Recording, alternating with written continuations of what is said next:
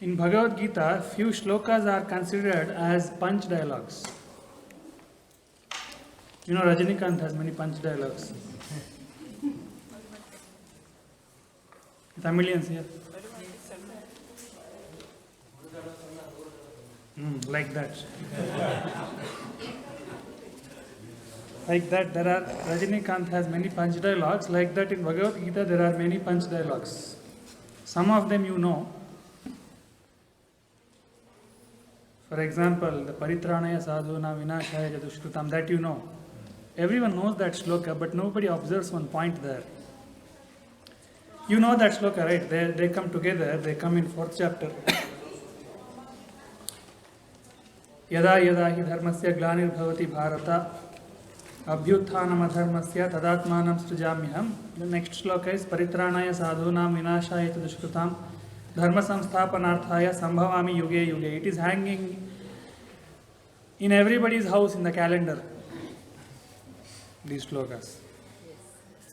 But no one observes one point here. One point which is helpful for practicing Karma Yoga. See, we always complain that when we set something right, it again fails. We have to again keep monitoring it. People always spoil it. If you clean a place, people will again put dust there. So we have to keep on doing repeatedly. If somebody does a lot of good work in the society, after he dies, everything again gets corrupt. We think it is something negative. What is Krishna saying? He uses two words. First he says yada yada hi dharmasya. Finally he says sambhavami yuge yuge. What does that mean? I have to come again and again. Even a person like Krishna cannot come once and set everything right and go back forever. No, he says I have to come back again and again because you people will mess up again and again. So if he has to say like that, is it not applicable for us also? He says I have to come again and again. Yuge yuge means I have to come repeatedly. If I set everything right once, it's not over. Things will again collapse. That is how it is supposed to be. Many people go to gymnasium. When you go to gym, what do you do there? You pick up a weight and you lift the weight. And then you bring it back. And then you again lift the weight. Bring it back. Are you trying to put the weight somewhere on top? When you are trying to lift the weight in the gymnasium, what are you trying to do?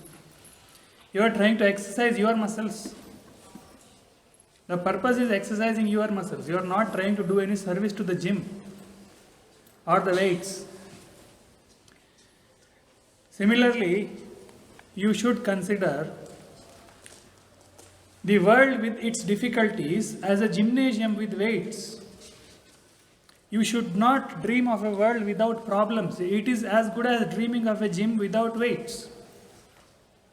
What will you do of a gym without any weight? What will you do there? You go to a gym, there is no weight there, there is nothing to lift. What will you do there? Yoga. You won't know what to do. So you will start lifting your own body then. Pull-ups or push-ups or whatever. So the purpose of gym, you should not forget that it is to exercise your muscles. The purpose is that you should become a bodybuilder. You are not doing any service to the gym. We start thinking that we are in this world to liberate the world, to help the world. Absolutely wrong. You don't go to gym to help the gym. You are not in the world to help the world. World exists to make you better. You don't exist to make the world better.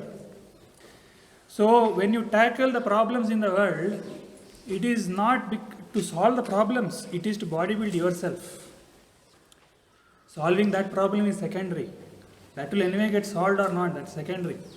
Whether you got exercise or not is primary. Did you understand? Yes, sir. Yes. This is another point with respect to Karma Yoga. In Vivekananda's house, Vivekananda tells this similar point in his Karma Yoga book. You know, Vivekananda has 4 books. I mean, he has many books, but main 4 books for 4 yogas. Yeah, 4 yogas. In that Karma Yoga book, he gives this example, something related to this. He says in his house, when he was a child, there was a mouse, pet mouse, in a cage. The big cage, there was a pet mouse. And for that mouse, they had kept some kind of toy inside the cage, some kind of wheel, which will turn and turn and turn. So what will the mouse do? It will sit inside that wheel. The wheel is like a tire. It will sit inside the wheel and go on running, and the wheel goes on rotating. Now he gives that example and he says, now the mouse may start thinking that I am doing some service to the wheel by rotating it. But the actual fact is, it is mouse that is getting benefited from the wheel. The wheel has nothing to do. The world will run whether you are not there or there. The world will run. It will keep on rotating. Don't think that you are rotating it. It's a very subtle delusion. People usually, everywhere people have it. Here also people have it. Any company you go, in any person in some position will, somewhere deep within that notion will be there. If I leave the company, what will happen to the company? What will happen? Nothing will happen. Here also some people have that. People come here. Prashanti Kuteer has been running for 25-30 years now. Some people will come like me in between. They will stay here for a few years. They will start doing some work like me here and some work. They will join, or they will be like me doing some work. After few years, some delusion will enter them. If I leave, who will do this work? Who was doing before you came? Wasn't it running before you came?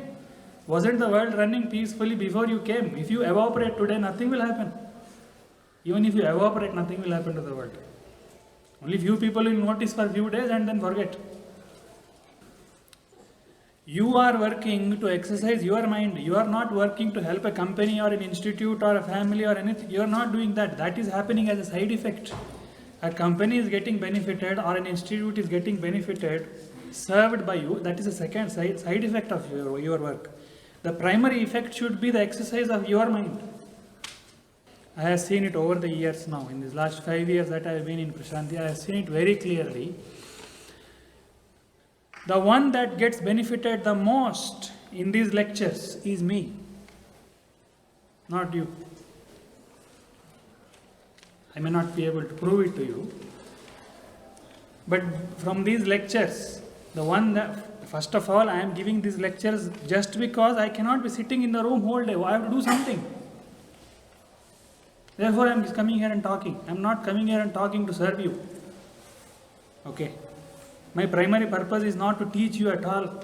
My primary purpose is I can't do anything sitting in the room. What to do whole day? So I ask her, give me some class. Or I ask YAC coordinator, give me some class. I have not yet become totally independent of activity. If I become independent, then I won't ask. Then I will be happy on my own. Atma ratireva syat. Atmanyeva tushtaha. Until you reach that stage, you have to identify that you are working primarily because you can't sit quiet. That's why you are working. And secondary thing is, from that activity, it is you that will get exercise, not others. Others will, others may. You may get benefited, yes. I'm not saying you won't. You may get benefited, but that is not the primary purpose. It should never become my primary purpose. If I start taking seriously, you know what will happen? I will start getting angry on everybody who is not listening.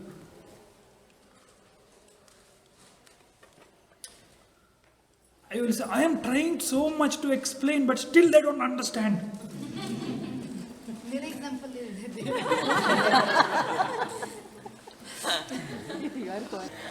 Today anyway it is easier. Today you just make a video and put it in YouTube. Some people will see. Have you heard of the name Pascal? The unit of pressure is named after him. Pascal made this statement. He said the fundamental problem of a human being is that he cannot sit in a room peacefully with all his basic necessities fulfilled. Do you understand? The fundamental problem of a human being is this, that even if all the basic necessities are fulfilled, he cannot sit in a room peacefully. That's what you see all day, or everywhere. People who are engaged in activity, work, suppose they are in some company working, they start slowly complaining, "Are kitna work hai yaar, kitna work hai, utna work hai, this is stressful," and all they say. And suppose, okay, the manager says, "Okay, fine, you take 1 week leave," they go home, they start feeling restless there, what to do? They don't know how to sit quietly. You see it in every weekend in your house. Not everybody, most of them. Especially after retirement, you see this. Don't you? The independence from activity is not there. Some or the other activity you need. So you will start doing redundant activity. Or you look here and there, you drink coffee, drink tea. Every 1 hour you will drink coffee. Because you start going mad, you start getting restless, anxious, without activity. So Karma Yoga is identifying this first. Activity is not to improve the world. That happens as a side effect. And even if it happens, it is temporary. The improvement in the world, even if it happens, it is temporary. It will again collapse. Just like the weight in the gym. You can only lift and keep it for a while. After that, you have to bring it down. The weights are supposed to be like that.